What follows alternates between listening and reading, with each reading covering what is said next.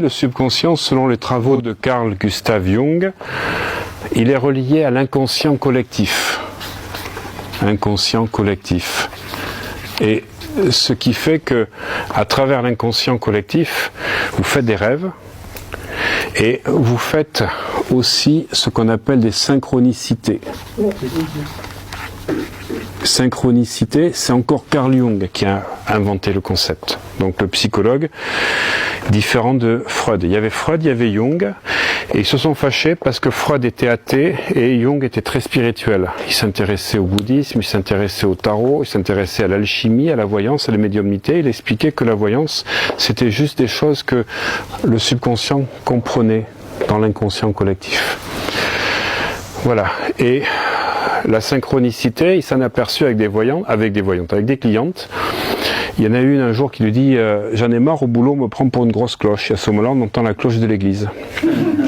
Et puis une autre qui dit depuis que mon mari m'a quitté, j'ai le bourdon. Et t'as un bourdon qui frappe dans la vitre. Il dit mais c'est pas possible en fait. C'est ce qu'on va retrouver dans le chamanisme. Le fait qu'on est lié à des événements. Ce matin, on fait les vidéos.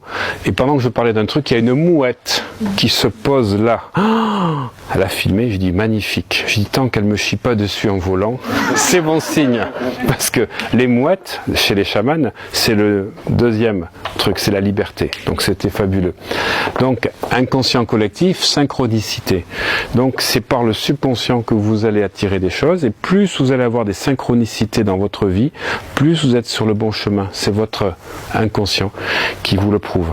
Alors Carl Gustav Jung avait Pauli qui était son principal client pendant 27 ans, qui était Joseph Pauli, qui était un des principaux pères de la physique quantique. Ils étaient 4-5 à l'époque. Et il expliquait ce que Carl Jung comprenait. Carl Jung s'inspirait de la physique quantique. Quand on parlait d'inconscient collectif, Pauli disait, nous on appelle ça l'univers intriqué, voilà, avec tous les possibles, etc. et tout. Alors, ce que je veux vous dire dans cette vidéo, c'est que pour moi j'ai un rituel que j'ai mis en place. Je vais vous donner un rituel simple, parce que j'ai des rituels un peu plus complexes, mais qui change ma vie. Voilà. Et je peux vous dire, si vous le mettez en place avec ce qu'on a vu le soir, tout à l'heure, de programmation, c'est important. C'est-à-dire le matin, quand je me lève, qu'est-ce que je dis? Je demande à mon subconscient de m'attirer les circonstances pour permettre d'obtenir ça. C'est-à-dire, c'est pas mon mental qui fait, c'est le subconscient. C'est-à-dire que j'ai une intention. Donc c'est ça que vous pouvez noter. Mon intention pour la journée est, par exemple, peut-être de trouver des prospects pour MWR Life, ou d'avoir de nouvelles idées pour développer mon projet. Mais j'ai une intention. Je ne démarre pas la journée à vide. Le problème, c'est que les gens, ils vont au boulot pour aller au boulot. Ils mangent pour manger. Moi, mon intention quand je mange, c'est d'apporter la nourriture dont mon corps physique a besoin, mon corps émotionnel, mon corps mental, mon corps spirituel, apporter les vibrations pour me faire vibrer au maximum de mon potentiel. Mais il y a des gens, ils mangent parce que c'est l'heure de manger. C'est triste. Mais c'est ça, c'est l'intention. Donc ma première chose, c'est quelle est mon intention. La deuxième chose, c'est quel est mon ressenti sur une échelle de 0 à 10. Et c'est l'exercice que vous venez de voir. Tu vois, si tu es à 8 sur 10 de mal-être, voilà. Je ne peux pas sortir de chez moi si je ne suis pas à 0 ou à 1 de mal-être. J'aurais pu dire le bien-être à 10, mais si tu veux, moi c'est le mal-être qu'il y a, il ne faut pas que j'en ai, parce que si j'en ai, je vais me pourrir la journée, je vais avoir comme le sparadrap du capitaine Haddock qui va me perturber. Donc, 1, mon intention, 2, mon ressenti. Et le soir en me couchant,